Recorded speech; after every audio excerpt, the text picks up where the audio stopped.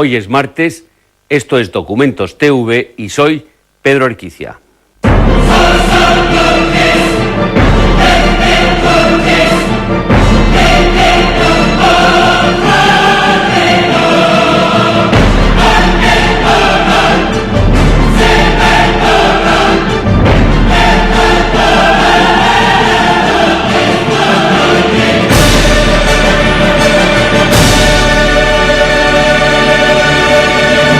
Muy buenas noches a todos.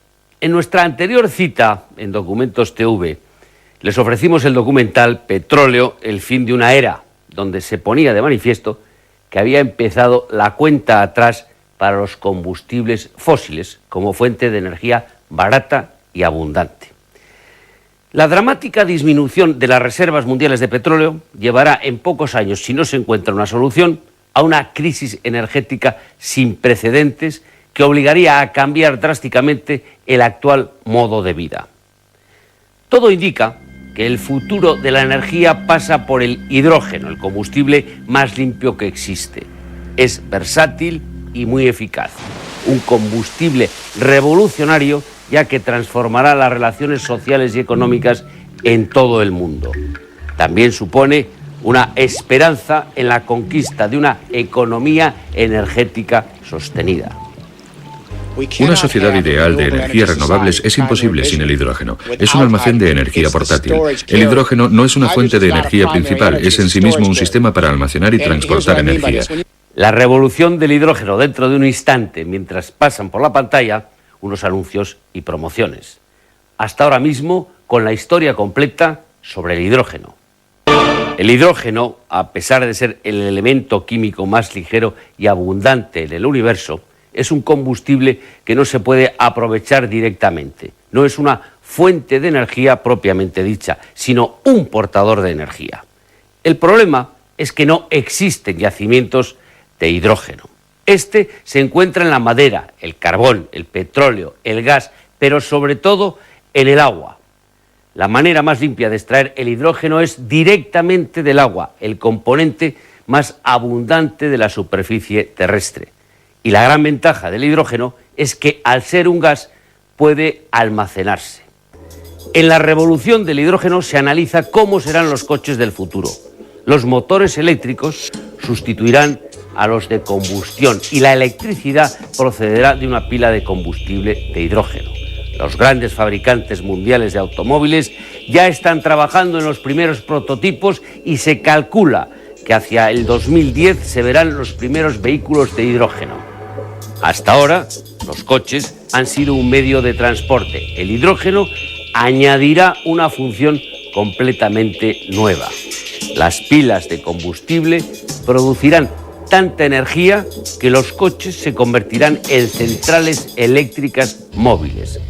De esa forma, se pondrá en marcha lo que algunos expertos denominan la revolución del hidrógeno. Jeremy Rifkin, presidente de la Fundación de Tendencias Económicas y autor de La economía del hidrógeno, predice en el documental que en el futuro habrá una red de energía basada en el hidrógeno que cubrirá todo el planeta y permitirá distribuir la energía de manera democrática, lo que supondría una verdadera revolución, un nuevo orden mundial.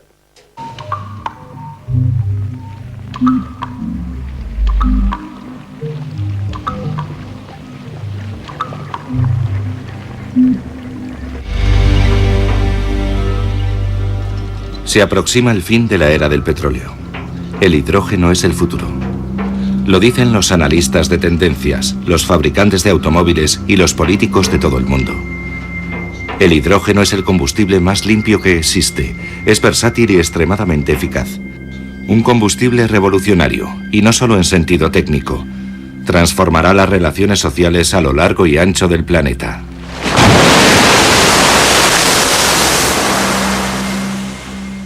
Quien controla la energía controla la civilización y la distribución de los bienes. Los pueblos menos poderosos son justamente los que no tienen potencia eléctrica. 2/3 de los seres humanos no han realizado una llamada telefónica en su vida. 1/3 de la humanidad no tiene acceso a la electricidad. Lo que tenemos que hacer es asegurar el acceso universal a la electricidad. Ese debería ser el objetivo. Todo el mundo debería de tener acceso a la electricidad gracias a la energía renovable del hidrógeno.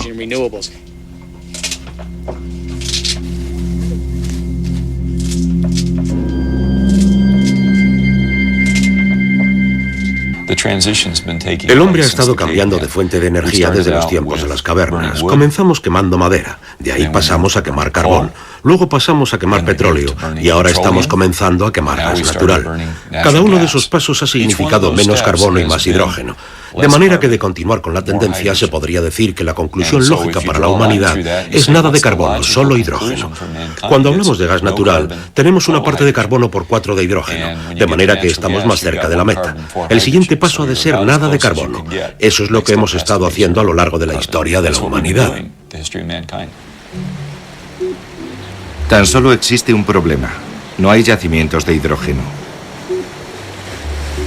Se encuentra en la madera, el carbón, el petróleo y el gas, pero sobre todo en el agua.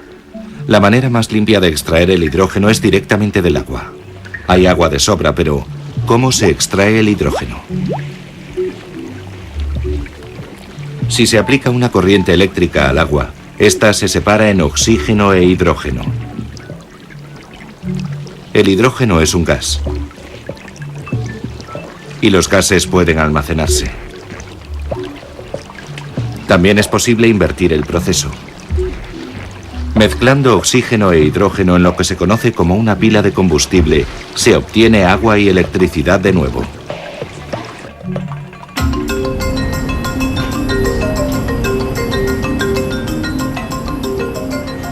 Parece extremadamente sencillo, una manera limpia de obtener hidrógeno.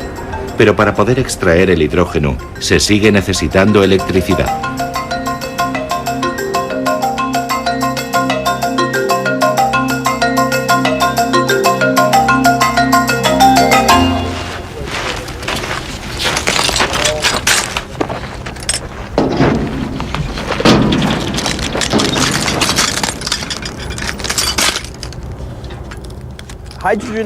La economía del hidrógeno depende de la obtención de este elemento por algún medio. Si se necesita energía para extraer el hidrógeno del agua, se sigue necesitando generar energía de alguna forma. Sería hermoso poder emparejar la energía solar con la producción de hidrógeno, porque una planta de este tipo, al tener que alimentar la red eléctrica, depende de la cantidad de radiación solar disponible y de la constante necesidad de energía de la red. Si una planta como esta generara energía para producir hidrógeno, se podría producir hidrógeno cada vez que brillara el sol, y además almacenarlo, tener una reserva de hidrógeno, y eso constituiría un complemento estupendo. De esa manera se estaría tomando energía del sol para producir el combustible de hidrógeno, que no produciría nada más que vapor de agua y no habría emisiones contaminantes en ningún momento del ciclo.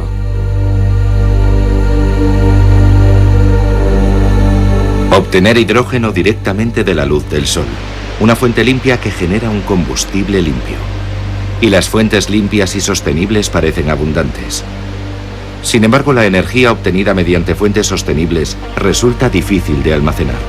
Esa es la gran ventaja del hidrógeno, puede almacenarse. En 2003 se publicó el libro de Jeremy Rifkin, La economía del hidrógeno. Una sociedad ideal de energías renovables es imposible sin el hidrógeno. Es un almacén de energía portátil. El hidrógeno no es una fuente de energía principal, es en sí mismo un sistema para almacenar y transportar energía. Es decir, cuando generas electricidad, la corriente fluye, no puedes almacenarla. De manera que si generas electricidad para toda Europa con energía eólica y placas solares fotovoltaicas, con centrales hidroeléctricas o geotérmicas y con biomasa, ¿qué sucede si el viento deja de soplar durante unos días? A veces sucede.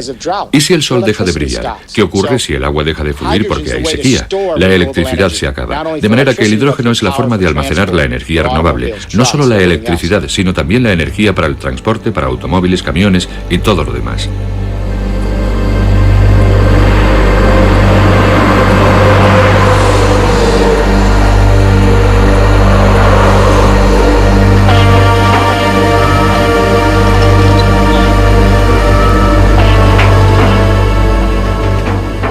La mayor parte del hidrógeno que obtenemos ahora procede de la evaporación de hidrógeno del gas natural. El problema es que el gas natural escaseará más o menos a la vez que el petróleo, así que aunque lo usemos será una especie de corto periodo de transición. También se puede obtener hidrógeno del carbón, pero entonces surge el problema del dióxido de carbono. Puedes utilizar la energía nuclear para la obtención del hidrógeno, pero el inconveniente es que no tenemos forma de deshacernos de los residuos nucleares. Eso es suficiente para aguarnos la fiesta. No queremos cargar a las generaciones futuras con más residuos nucleares. Y en segundo lugar, todas las compañías para las que trabajo no quieren construir centrales nucleares. No se las pueden permitir. Son demasiado caras. Son demasiado caras. Trabajo con algunas de las mayores compañías energéticas del mundo. Ni una sola de ellas se plantea la construcción de nuevas centrales. Las empresas norteamericanas han perdido un tercio de su patrimonio en los últimos años. Tienen una crisis de liquidez. Están construyendo plantas de gas porque son baratas. Actualmente, a no ser que el gobierno y los contribuyentes quieran pagar por la energía nuclear, y no creo que queramos, no es una solución realista. Y además, la energía nuclear es incompatible con la seguridad nacional. La idea de construir un montón de centrales nucleares nuevas para obtener hidrógeno es una locura por la preocupación que hay ante las amenazas a nuestras estructuras energéticas. El 11 de septiembre fue un ataque contra los símbolos de Estados Unidos, las Torres Gemelas y el Pentágono. Lo que ahora nos preocupa de verdad es que los próximos ataques sean contra las centrales de energía y las líneas de alta tensión que abastecen a la sociedad. Y un mundo lleno de centrales nucleares en Europa, América, Japón, como blancos para 2 o 3 terroristas que quieran hacer saltar por los aires una central nuclear es algo que nadie se imagina. Pienso que hay otra forma de hacerlo. Sabemos que hay otra forma de obtener el hidrógeno. Lo podemos sacar del agua. Tarde o temprano puede que incluso directamente de la luz solar. Hay experimentos en marcha, pero de momento está el agua. Tomamos energías renovables como la eólica, la solar fotovoltaica, la hidráulica, la geotérmica y la biomasa, tecnologías de energía renovable para generar electricidad de forma local cuando se pueda. Parte de la electricidad la utilizas al momento como energía. La electricidad que no necesitas, el excedente, las utilizas para electrolizar agua tal y como hacías en química en el colegio, y te quedas con el hidrógeno, y así tendrás energía almacenada. Islandia lo comprende y utiliza fuentes de energía limpia para producir hidrógeno. Este acontecimiento representa un hito histórico en la búsqueda de energía sostenible.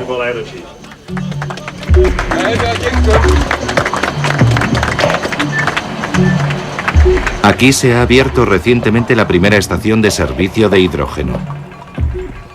En el pasado hemos utilizado gas natural, carbón y energía nuclear para generar electricidad.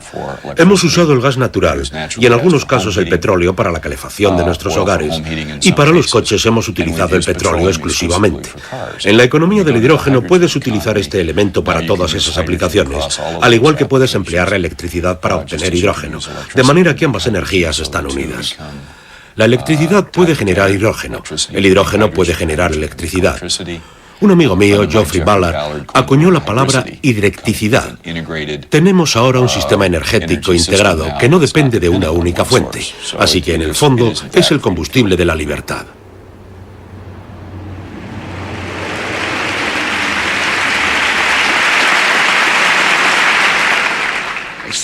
Una sencilla reacción química entre el hidrógeno y el oxígeno genera energía que puede utilizarse para mover un coche, emitiendo tan solo agua, no gases.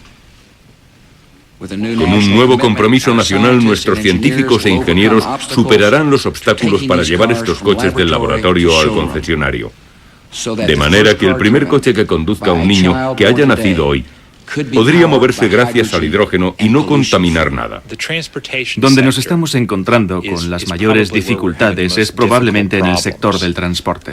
En los Estados Unidos utilizamos casi exclusivamente petróleo en los transportes. Y podemos prever otros métodos en el futuro para suministrar, por ejemplo, electricidad sostenible y limpia. Pero es muy difícil para nosotros considerar una alternativa diferente al hidrógeno para solucionar el problema del transporte.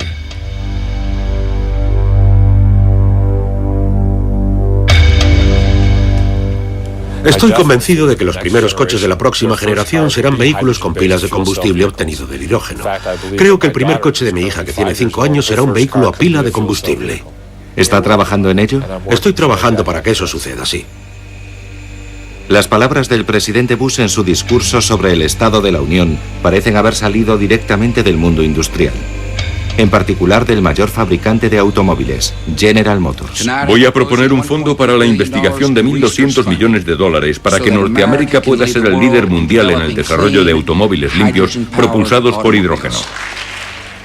No es de extrañar porque la General Motors invierte más en la tecnología del hidrógeno que todo el gobierno norteamericano.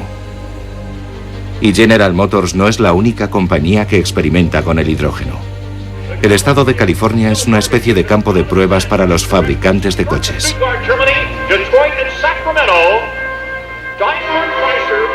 Con ustedes, el coche del futuro.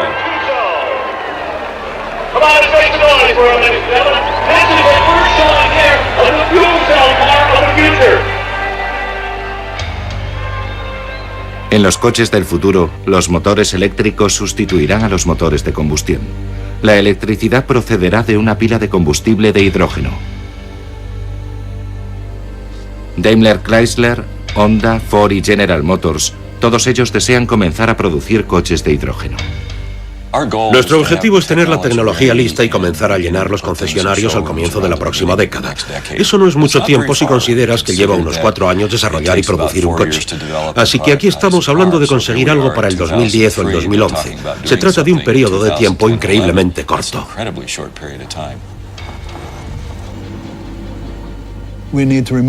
Es imprescindible que el automóvil deje de ser visto como algo contaminante.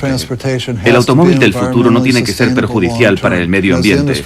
Como líder de la industria, General Motors tiene la obligación de encabezar la marcha, de ser la primera compañía de automóviles que pueda fabricar y vender de forma rentable 1 millón de pilas de combustible, y ese es nuestro objetivo.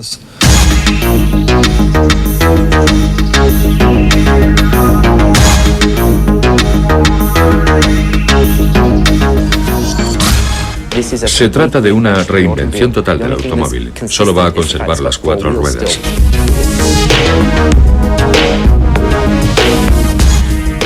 Lo llamamos un monopatín. La verdad es que se trata de una gran caja sobre 4 ruedas. En su diseño final tendrá un motor por rueda en cada esquina. Estamos convencidos de que así será. En cuanto a las pilas de combustible de hidrógeno, resultarían muy beneficiosas para el medio ambiente. Y la electricidad proveniente de las pilas de combustible llegaría a cada uno de los motores situados junto a las ruedas. Esto aumentaría considerablemente la maniobrabilidad y la estabilidad del vehículo.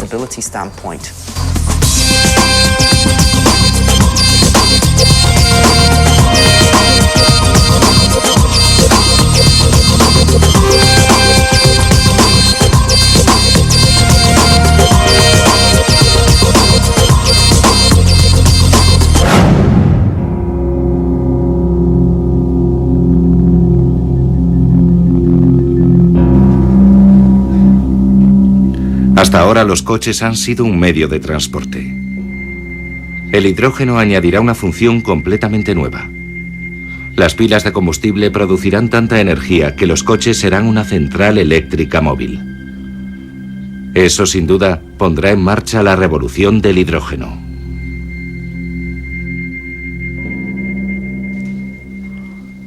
Habrá oportunidad de hacer muchas más cosas con tu coche. Se puede mejorar mucho la funcionalidad del vehículo si dispones de gran cantidad de energía a bordo. Puedes utilizar esa energía para alimentar diversos aparatos, tanto a bordo como fuera del vehículo, en una zona de acampada o en un centro de trabajo, si necesitas suministro de electricidad para herramientas, por ejemplo. Así que podría coger el equipo de música de mi casa y ponerlo en el coche. Y enchufarlo y tener electricidad en tu acampada. O disponer de energía para una actividad que realices durante un picnic, pongamos por caso. Es como si tuvieras energía transportable a bordo de tu vehículo. ¿Podré coger cualquier electrodoméstico de mi casa y enchufarlo a mi coche? Sin duda podrías hacerlo, sí. Sería como disponer de un generador de energía que me permitiera utilizar los electrodomésticos en cualquier lugar. Creo que al consumidor le gustaría que su coche fuera capaz de generar energía en cualquier lugar y para cualquier actividad.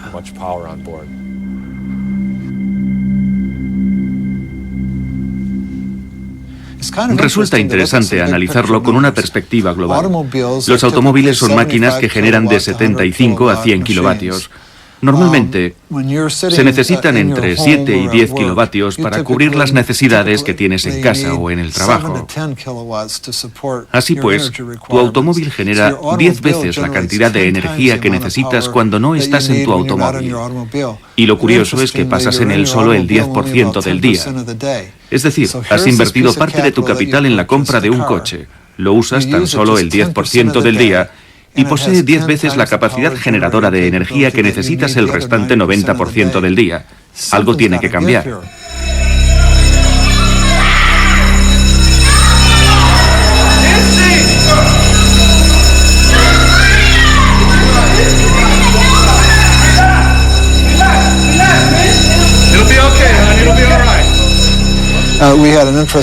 Los cortes en el suministro eléctrico que padeció el estado de California son un buen ejemplo. Si en aquel momento tan solo uno de cada 25 automóviles hubiera tenido una pila de combustible y esos vehículos se hubieran podido conectar a la red eléctrica de California, hubieran duplicado la capacidad generadora de energía del estado.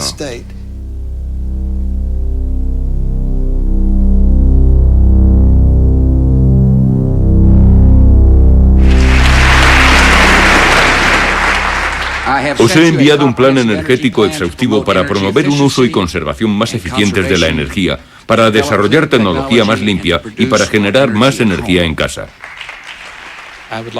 Me gustaría pensar que todo el mundo puede producir hidrógeno.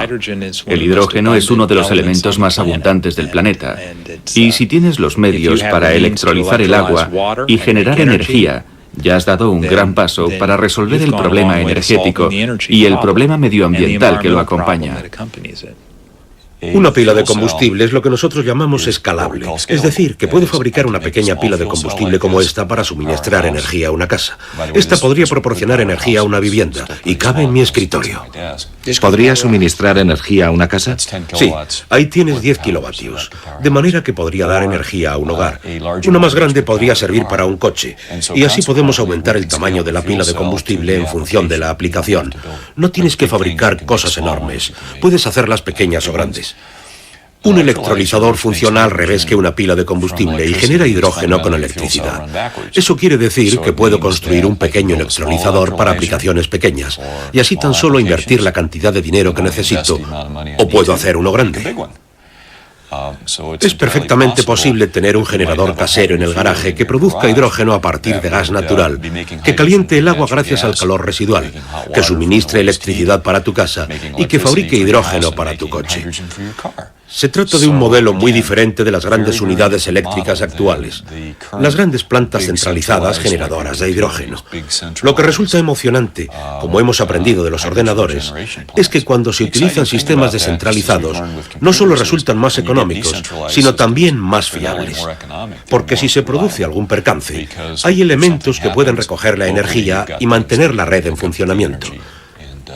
Así obtienes sistemas más fiables, sistemas más versátiles y más rentables.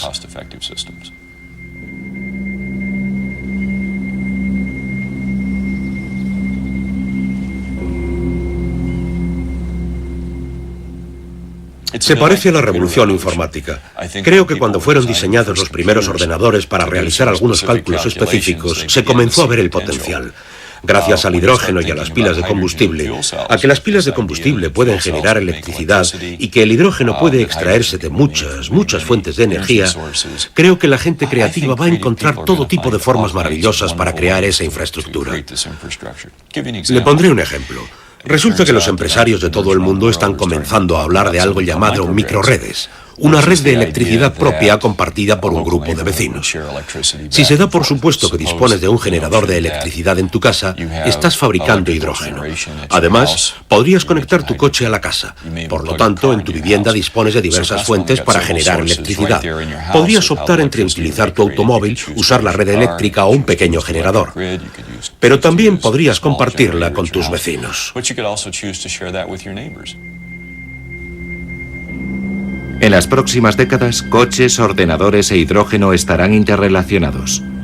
Jeremy Rifkin predice que una red de energía basada en el hidrógeno que cubriera todo el planeta permitirá distribuir la energía de manera democrática.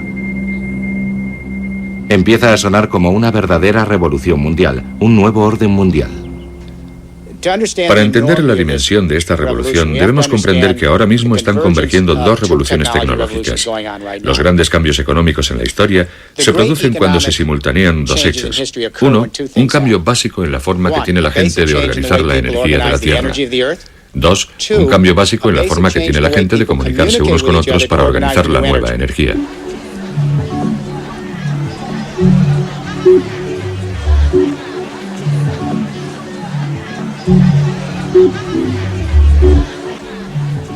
Me explico. Consigues tu pila de combustible para tu parque industrial, tu fábrica, tu casa o tu oficina. Se podría comparar a poseer un ordenador personal. Estás generando tu propia energía, en vez de que lo haga una gran compañía energética. Estás cubriendo tus necesidades. ¿Y qué haces con el exceso de electricidad que no necesitas? Lo devuelves a la red. Pero ahora la red eléctrica está centralizada tal y como lo estaban las comunicaciones. Ahí está el objetivo, utilizar los ordenadores de todo el mundo, el hardware y el software y la tecnología inteligente que descentraliza las comunicaciones para descentralizar las redes eléctricas de Europa y el mundo entero, de manera que cuando generes electricidad con combustible de hidrógeno puedas enviar tu excedente de usuario a usuario a donde tú quieras dentro de la red, en tiempo real, al igual que envías información. La convergencia de las comunicaciones descentralizadas y la producción descentralizada de hidrógeno supondría mayor acceso a la energía para todo el mundo.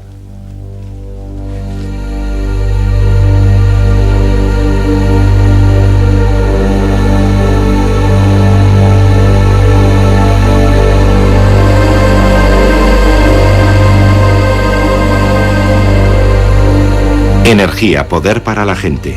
Pero ¿cómo piensa Rifkin que funcionará? Las energías solar y eólica son fuentes sostenibles y disponibles en todo el mundo. Los países del tercer mundo están situados en las zonas más soleadas del planeta. El sol podría usarse para generar la energía necesaria para obtener hidrógeno. Estos países dejarían de ser dependientes del petróleo. Rifkin podría hablar de ello durante horas. El hidrógeno podría liberar al tercer mundo de su posición de dependencia para siempre.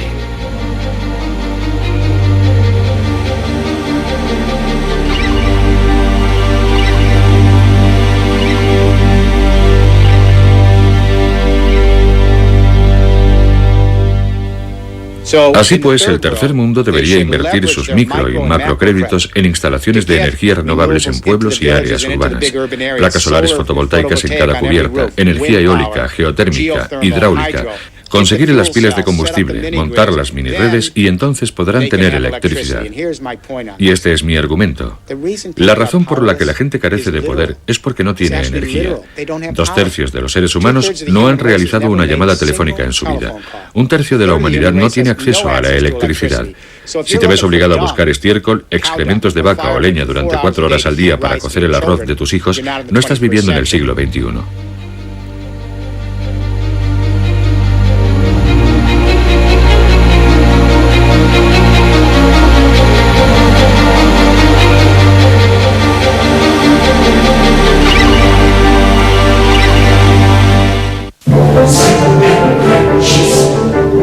Como siempre, para que la revolución del hidrógeno pueda tener éxito, es vital que los gobiernos tengan una visión a largo plazo. Se trata de una verdadera revolución. Mejorará las economías locales y creará un montón de nuevos trabajos y se desarrollarán nuevas tecnologías. La transición hacia el hidrógeno tendrá un impacto directo en la economía global.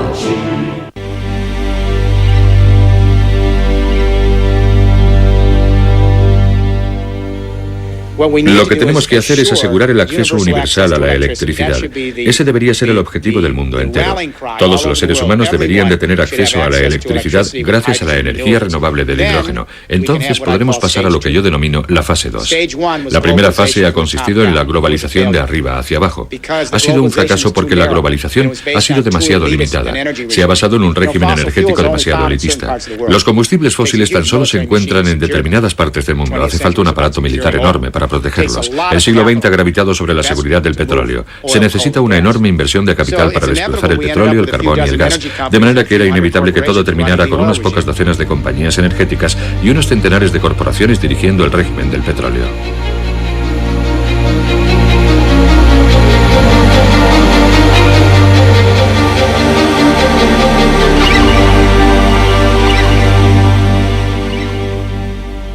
¿Cuál es la segunda fase?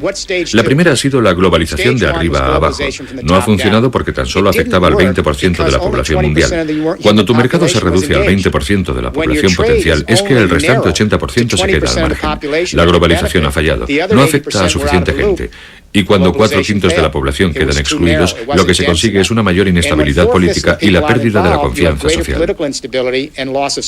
Cuando careces de confianza social, no puedes eliminar fronteras. La globalización consiste en aumentar la confianza para que puedas eliminar los aranceles, las normas y las fronteras, y así obtener un mercado laboral flexible. No se puede hacer eso cuando 4/5 del mundo no confían en la quinta parte que dirige el cotarro. De manera que la segunda fase es una nueva globalización desde abajo hacia arriba. Es decir, si las personas pueden tener acceso a la electricidad con fuentes renovables, podrán generar sus propios bienes y servicios localmente y venderlos a cualquiera. Esa será una verdadera globalización, ya que todo el mundo podrá desarrollar cualquier actividad económica, no tan solo la quinta parte de la población, la élite. Esa es la revolución, y no puede haber desarrollo sostenible sin ella. Los manifestantes antiglobalización que toman las calles de Seattle o Génova saben en contra de qué están, pero también tienen que saber qué alternativas respaldan, porque tenemos que tener algo mejor para sustituir a la globalización, y ese algo mejor es la capacidad de todos para formar parte del mercado económico, si se es autosuficiente en la producción de energía.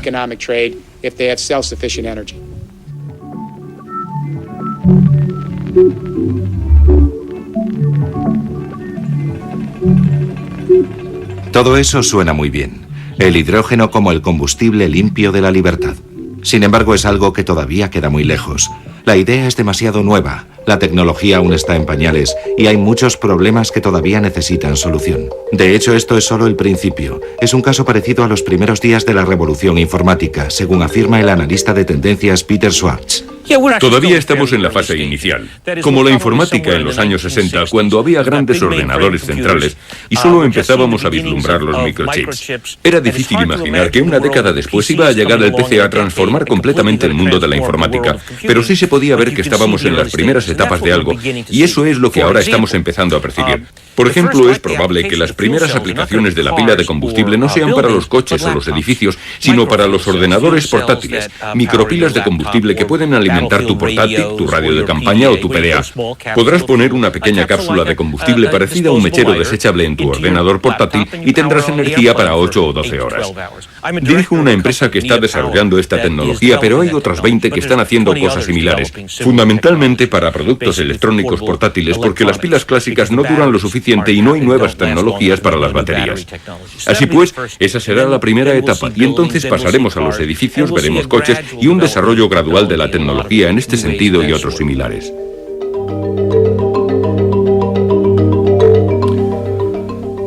Algunas personas dicen que es demasiado complicado, que es demasiado caro. La complejidad no es un inconveniente. Yo estuve en el negocio del petróleo a cargo de las estrategias y planificación para la Royal Dutch Shell. Es un negocio difícil. Sabemos cómo enfrentarnos a situaciones complicadas. Por ejemplo, LNG extrae gas natural en Malasia, luego lo trata en una formidable planta de procesado de gas, lo enfría y lo envía dentro de unos tanques gigantescos a Japón, por ejemplo, donde luego se tiene que volver a convertir en gas, transportarlo y producir electricidad. Es un sistema complejo. Lo hacemos a diario. Así que esto no es más complicado que las cosas que ya hacemos con el petróleo, el gas y otras fuentes de energía.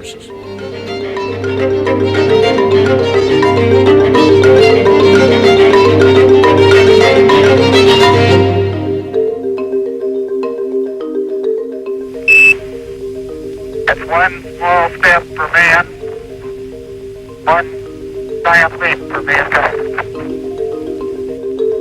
Hey, this is Houston, we're coming. Creo que necesitamos un proyecto con las características del proyecto Apolo, es decir, la fuerza del proyecto Apolo estuvo en la suma de esfuerzos que lo respaldaron, gracias a los cuales se realizó una heroicidad. Y creo que la tarea a la que nos enfrentamos ha de tener esa dimensión, un proyecto que se defina con la misma claridad, que esté igualmente dirigido por una visión mucho más amplia y donde se inviertan los recursos necesarios para llevarlo a cabo, donde nuestra aspiración sea conseguir algo mucho más grande que la mayoría de las cosas que intentamos lograr, particularmente en una sociedad pública. ¿Cuánto dinero deberíamos invertir? Del orden de 100.000 millones de dólares a lo largo de 10 años o 10.000 millones de dólares al año aproximadamente. Para que se entienda, actualmente estamos gastando 3.800 millones de dólares al mes en Irak para mantener la ocupación. Así que esto equivaldría aproximadamente a 2 meses y medio del gasto que supone la ocupación de Irak. Sin embargo, parece un montón de dinero. Para un presupuesto de $1 billón, 10.000 millones no es una cantidad muy elevada. Creo que el problema no es el dinero. Pienso que el problema es la voluntad política. El dinero es simbólico y es la materialización del esfuerzo que supone acometer una tarea de tales dimensiones. Hace mucho que se usa el hidrógeno. Los cepelines de 1930 flotaban porque estaban llenos de hidrógeno. Pero el desastre de Hindenburg en 1937 demostró claramente los peligros que entrañaba el hidrógeno.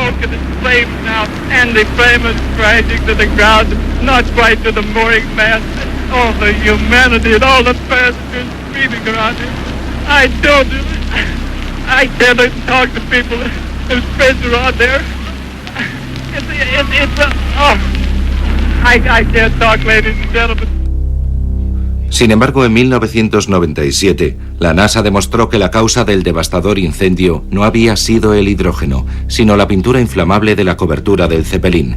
A pesar de eso, la gente sigue temiendo a los accidentes con el hidrógeno.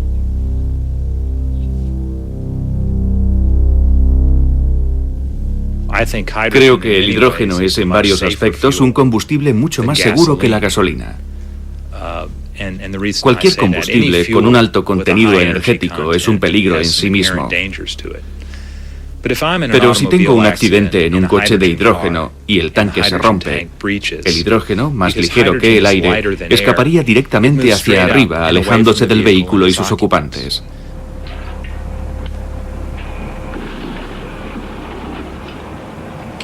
Con la gasolina, si tienes un accidente y el tanque se rompe, esta se derrama por debajo del vehículo y si prende, envuelve al vehículo y a sus ocupantes.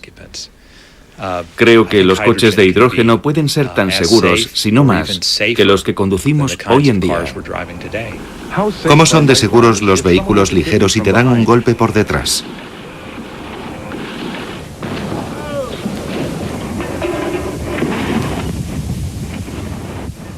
Es importante saber que ninguno de los cilindros perdió un ápice de presión durante las pruebas de caída. Usamos gasolina y es explosiva. Usamos gas natural y ha habido explosiones. El hidrógeno no es más peligroso que cualquier otro combustible. Los combustibles arden. Eso es lo que se supone que deben hacer. Por lo tanto, el hidrógeno, como combustible, no representa un mayor peligro que cualquiera de los demás combustibles que ya utilizamos.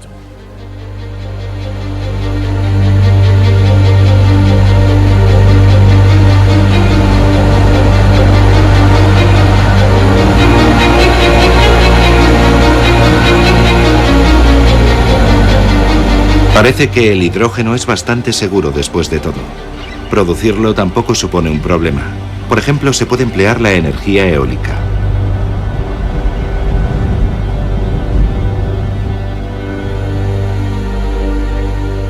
En Estados Unidos existen diversos parques eólicos de gran tamaño.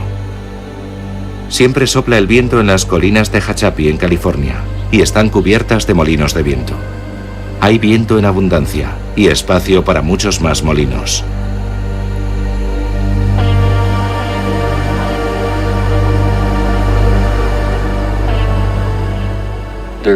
En Estados Unidos existen, de hecho, los suficientes recursos eólicos para generar toda la electricidad que necesitamos.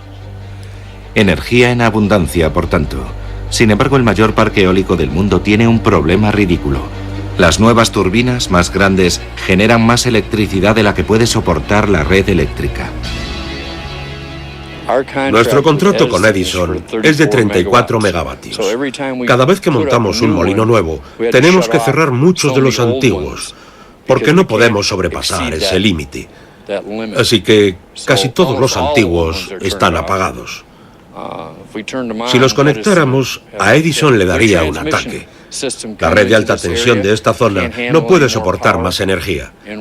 Y en este momento, uno de los principales objetivos de mis jefes es la instalación de un nuevo tendido en la zona de Tehachapi, que lleve 2.500 megavatios adicionales de energía eólica.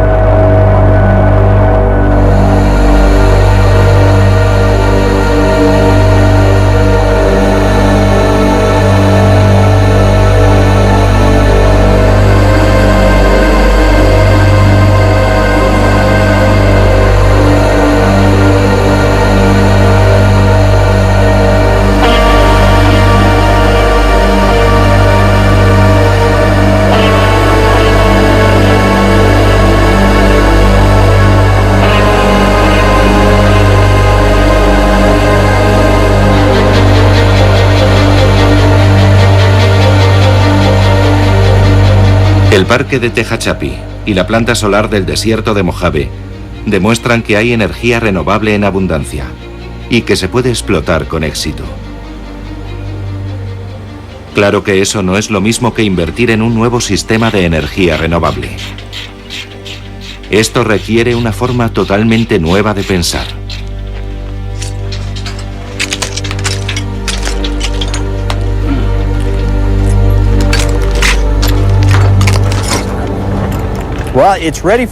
Está lista para su desarrollo y se conoce bien el aspecto económico. Es difícil competir en el mercado de combustibles fósiles, tanto en el norteamericano como en el mundial. Para irrumpir en ese mercado, se necesitan incentivos. Si nuestros dirigentes tuvieran una visión a largo plazo, entenderían que necesitamos más energías renovables. A corto plazo, inversores y empresarios sencillamente prefieren aquello que les proporcione el mayor beneficio inmediato. Y eso no es lo que les ofrece la energía renovable. Lo que va a hacer es darle más estabilidad y precios más bajos a una región más amplia a lo largo de un plazo de tiempo mucho mayor. ¿Ese es el beneficio de las fuentes renovables? Exacto. Aparte de las puramente monetarias, hay otras ventajas relacionadas con el desarrollo regional. En lugar de importar combustibles fósiles y pagar al que los ha extraído del subsuelo y al que los ha transportado hasta aquí, ahora puedes usar mano de obra y recursos locales para construir este tipo de instalaciones, las cuales requieren un montón de mano de obra y profesionales del lugar para mantener su funcionamiento. Se utilizan los recursos locales y en lugar de enviar esos dólares y recursos adicionales al extranjero, puedes reinvertirlos en tu proyecto y conseguir un efecto multiplicador. Como siempre, para que la revolución del hidrógeno pueda tener éxito, es vital que los gobiernos tengan una visión a largo plazo. Se trata de una verdadera revolución. Mejorará las economías locales y creará un montón de nuevos trabajos y se desarrollarán nuevas tecnologías. La transición hacia el hidrógeno tendrá un impacto directo en la economía global. No hay duda de que generará una nueva dinámica económica, al igual que hicieron los ordenadores e Internet. Esto será significativamente más importante. Por ejemplo, 1 de cada 7 puestos de trabajo en los Estados Unidos pertenece a la industria automovilística. Si le sumas los sistemas eléctricos y todas esas cosas, estás hablando de una parte muy importante de las economías modernas, ya sea en Estados Unidos, en Europa o en Japón. O de hecho, de un segmento en crecimiento del mercado chino y otros mercados, así que sí es un cambio histórico, muy similar a la llegada de la electricidad, muy similar a la invención del automóvil y el petróleo. Tiene esa envergadura. La tercera revolución industrial vendrá de la mano de la unión de dos factores: la descentralización de las comunicaciones y la capacidad de compartir energía de forma horizontal por todo el mundo. Tendrá un impacto tan potente como la unión de la revolución de la imprenta con la máquina de vapor y el ferrocarril, que fue la primera revolución industrial y cuyo efecto multiplicador se materializó en el siglo XIX.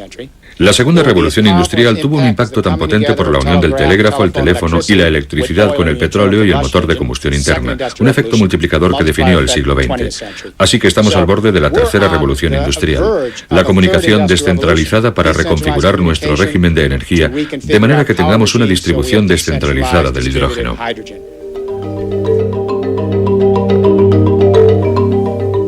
Producción a gran escala de hidrógeno. El coche como central eléctrica. Fabricar el combustible para uso propio. El desarrollo de una red energética global con mayores oportunidades para el tercer mundo.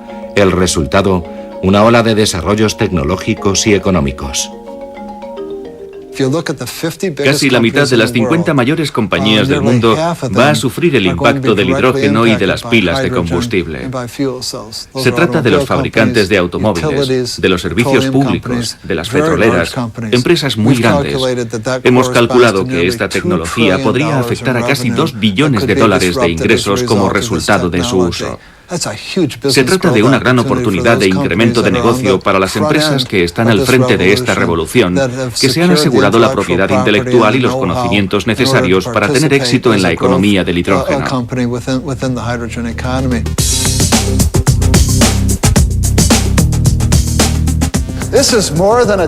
Esto es más una tecnología que un ejercicio de diseño. De hecho, en pocos meses tendremos disponible una versión de automóvil con autonomía y listo para conducir. Esto supone un claro ejemplo de que la General Motors piensa a lo grande. Nos tomamos muy en serio esta clase de tecnología como precursora de los vehículos del futuro.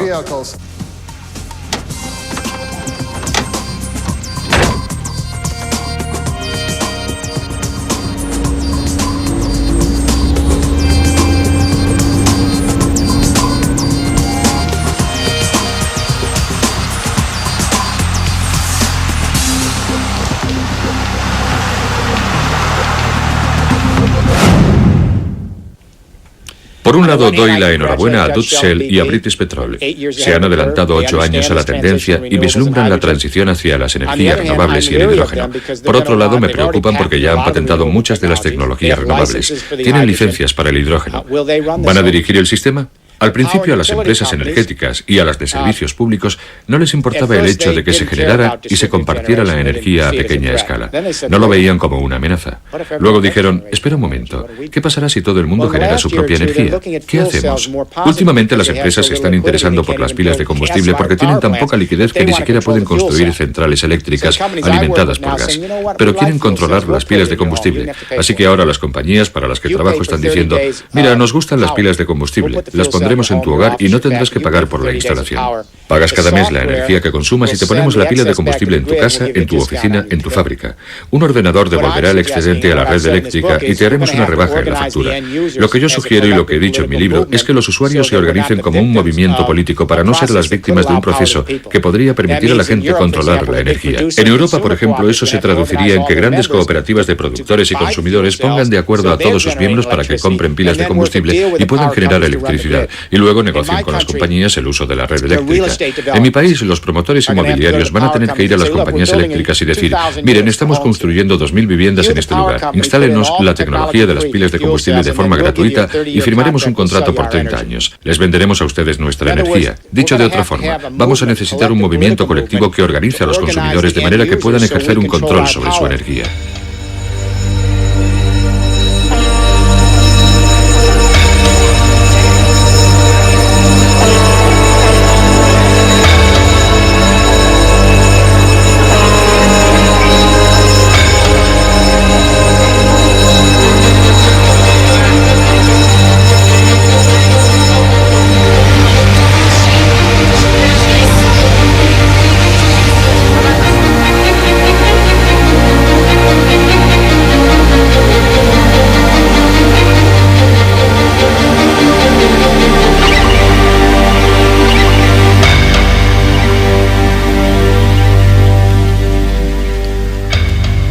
Estamos ante una transición de magnitud histórica. En mi opinión, el resultado final es un mayor bienestar para el mundo. Creo que el papel que juegan los medios de comunicación, el papel que juegan los gobiernos, el papel que quizá yo mismo juego como portavoz de la General Motors, es el de intentar situarlo todo en la perspectiva adecuada para que el electorado, los legisladores y los pensadores del mundo hagan lo correcto. Se trata de una transición gigantesca. Estamos hablando de los cimientos de la economía mundial y por lo tanto hay que llevarlo a cabo con mucha inteligencia y perspicacia.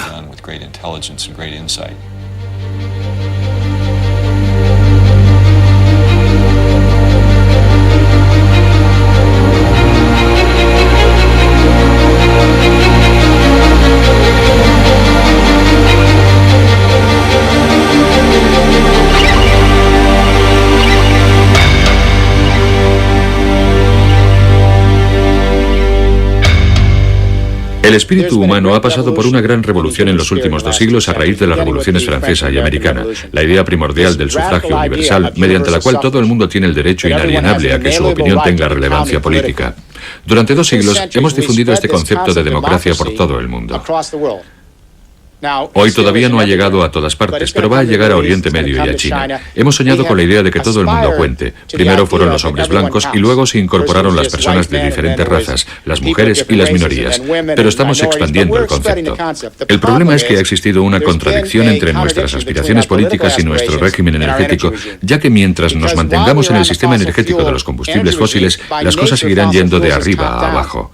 Ese régimen tiene que ser controlado por una élite porque los combustibles fósiles se concentran en ciertas partes del mundo. Así que hemos estado viviendo en un mundo en el que nuestro régimen energético ha creado una infraestructura económica contraria a nuestras aspiraciones democráticas.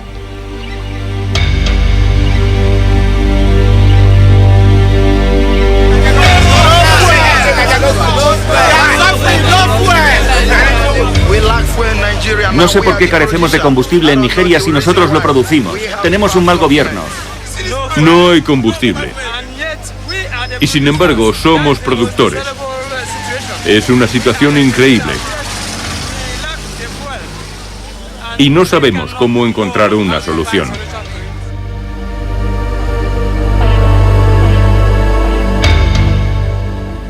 Con el hidrógeno tenemos una oportunidad, entre comillas, para hacerlo bien, porque el hidrógeno está en todas partes, y las energías renovables también pueden estar en cualquier parte.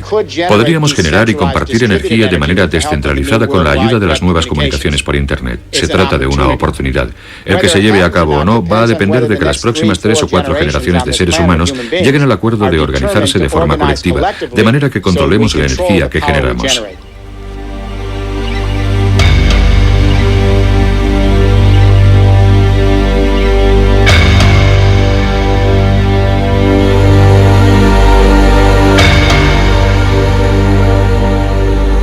Una red mundial de energía del hidrógeno. Grandes costes. Ingresos colosales. Una nueva revolución industrial. Energía más que abundante para el tercer mundo. ¿No suena la revolución del hidrógeno un poco a utopía? La tecnología no está del todo a punto. Los costes son elevados. Existen muchas empresas y protagonistas comerciales que van a intentar detenerlo. Hay intereses políticos en juego. ¿Cómo creamos la infraestructura? Y bla, bla, bla. Y yo simplemente sonrío y contesto, ya lo sé. Cuando cambia de régimen energético se producen las revoluciones más perturbadoras de la historia. Perturban la tecnología, las infraestructuras, la política y el comercio. ¿Y eso qué tiene de nuevo? Podrían haber surgido las mismas dudas, las mismas inquietudes cuando James Watt patentó la máquina de vapor diciendo, oh Dios mío, ¿cómo vamos a pasar de la madera al vapor? Vamos a tener demasiados problemas que no podremos resolver, pero lo hicimos. Y también podría haberse planteado esa incertidumbre cuando pasamos al petróleo y al motor de combustión interna y a la electrificación. Bueno, es imposible. ¿Cómo vamos a dar ese paso? Lo hicimos. De manera que si pudimos hacerlo en la primera y la segunda revolución industrial, pasando de la madera al carbón y luego del carbón al petróleo, tenemos la capacidad para pasar de los combustibles fósiles al hidrógeno y desarrollar la infraestructura necesaria. Va a ser difícil. No es la panacea, no es la utopía de un visionario. Estamos hablando de supervivencia, del futuro que deseamos para nuestros hijos y de cómo queremos gastarnos el dinero de nuestros impuestos. Pienso que esa es la herencia que deberíamos dejar. Abrirnos a las cosas nuevas que den posibilidades a las futuras generaciones, en vez de quedarnos empantanados con las viejas historias.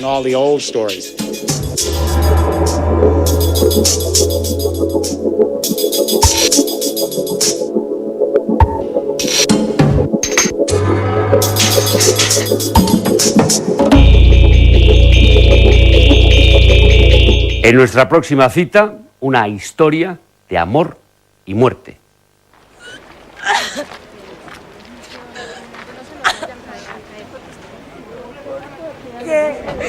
¿Por qué? Si él era el papá de mis hijos, él era el papá de mis hijos. ¿Por qué me lo quitaron si él era nada más mío? ¿Por qué? Ahora no lo voy a volver a ver nunca. Ahora no va a estar conmigo y con sus hijos. Ahora no va a estar. Los de allá matan a los de aquí porque son de aquí. Y los de aquí matan a los de allá porque son de allá. Son muchachos, los muchachos. Es que estamos en manos de muchachos, armados. La vida de nadie vale nada. Durante la pasada década han muerto en Colombia unas 35.000 personas víctimas de un sangriento enfrentamiento civil. Este enquistado conflicto, que dura ya 40 años, se ha desplazado lentamente desde el interior de la selva a ciudades como Medellín, donde las bandas urbanas se han alineado con la guerrilla o con grupos paramilitares de extrema derecha. Este es el escenario donde se desarrolla La Sierra, nueva entrega de Documentos TV, un impactante documental que penetra sin ambages en el día a día de un pequeño suburbio de Medellín, donde los grupos paramilitares imponen su ley. Es un retrato íntimo realizado durante un año de las vidas de 3 jóvenes marcadas a fuego por la violencia. La Sierra ha sido galardonado en el New York Market, en el Slam Film Festival y en el Festival Internacional de Miami. La Sierra, la próxima semana, aquí en la 2, en Documentos TV. Hasta entonces, les espero para contarles en profundidad las cosas que pasan a espectadores como usted. En nombre de todos nosotros aquí en Documentos TV, buenas noches y feliz semana.